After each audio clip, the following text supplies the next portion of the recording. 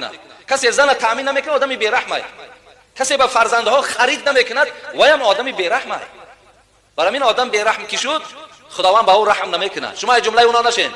شما تمام وجودتان تمام هستیتان در بالای زنهاتون حواله کنید. جانتون برای زناتون تیر.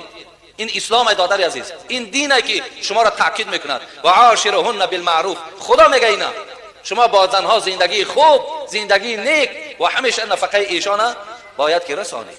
شما ننگ داشته باشید، ناموس داشته باشید که وقتی زنی تو از خانه تو برای روا خانه شون نگوید آخه چیزی در خانه نیست خوردنی، نه لباسم تامین است، نه شکمی سر داریم.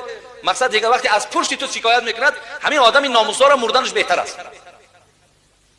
در عرب ها یک مسئله، عرب ها را ببینید میگه مرد اگر در خانه میرد اون نامرده.